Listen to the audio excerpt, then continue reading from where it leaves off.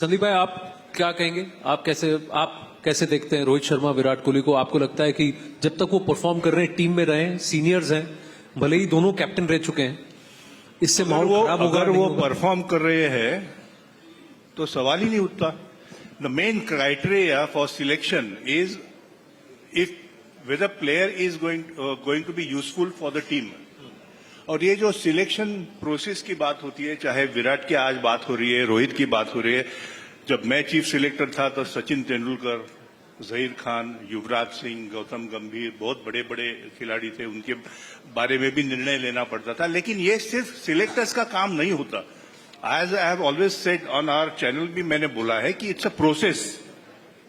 जब team selection होता है तो पहला जो चीफ सिलेक्टर होता है वो कप्तान से बात करता है, उनके मन में क्या है। फिर कप्तान और कोच, जो भी कोच हो, उनके साथ चीफ सिलेक्टर बात करता है। उनकी बात लेके मैं जो बाकी के हमारे जो अन्य सदस्य हैं उनके साथ बात होती है हमारी, और फिर एक टीम बनती है करीब 18-20 जनों की, और फिर हम वापस बैठते हैं। तो ऐसा नहीं कि चीफ सिलेक्टर ने बोल दिया या कप्तान ने बोल दिया या कोच ने बोल दिया कि रोहित को खिलाओ या विराट को ड्रॉप करो, ऐसा नहीं होता। As long as player, anybody, youngster or senior, as long as he is going to be useful to the team, and way forward भी देखना होता है, फिटनेस देखना होता है। See, सचिन तेंदुलकर इतना बड़ा नाम, गॉड ऑफ क्रिकेट, लेकिन उनको भी रिटायरमेंट एक दिन लेनी पड़ी। तो अगर सचिन के साथ होता है ये बात, सुनील गावस्कर के साथ होता है, कपिल देव के साथ होता है, तो ये होने वाला, चलने वाला है। Now it is very interesting to see how Rohit and Virat are going to handle this situation, handle this pressure. Tremendous pressure on both of them. Brilliant, players.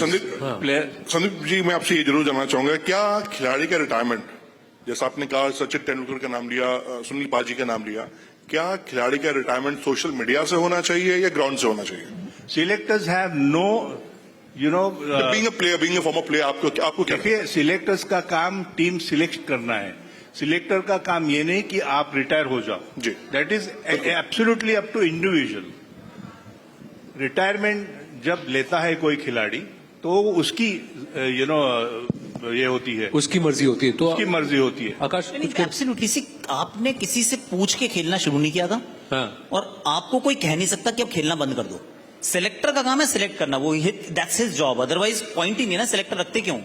उनका काम ही यही है कि भारत के लिए क्या सही है उसकी तरफ एक नजर लगाकर। और अगर क्योंकि कप्तानी की बात हो रही थी, विराट कोहली तो किसी ने कुछ लिया ही नहीं है पर्सनली, ये सिर्फ साथ में माहौल का हिस्सा बन गया। पर विराट कोहली तो चैंपियंस ट्रॉफी में भी एज ए प्लेयर ही खेले थे, अभी भी एज ए प्लेयर ही खेल रहे। So what has change? The only thing that he has change कि उन्होंने खुद रिटायरमेंट ले लिया टेस्ट क्रिकेट से। अब इसमें तो किसी ने कुछ नहीं कहा था कि आप रिटायरमेंट ले लो। अब उन्होंने रिटायरमेंट ले लिया तो वो आके बोले मुझे किसने फोर्स किया है कि भाई मैं तो सेलेक्ट नहीं हो रहा था या मैंने रिटायरमेंट ली है क्योंकि मुझे कहा गया। उन्होंने ऐसा नहीं कहा, तो I don't want to even speculate कि ऐसा कुछ हुआ है। विराट कोहली है यार, और जब रिटायर किए तब तो रन बना के किए। मर्जी है, जैसे जिसका जब मन करता है। Retirement is a very personal decision. इसमें कोई वो 60 साल की वीआरएस वाला तो काम है नहीं सर, क्रिकेट है ये। पर रोहित शर्मा के साथ जरूर हुआ है कि जब भी आप एक टीम बनाते हैं, 2027 के विश्व कप की क्योंकि बात हो रही है, जिस भी कप्तान को आप टीम थमाते हैं उसको आप 2 साल जरूर देते हैं कि बेटा टीम बना ले।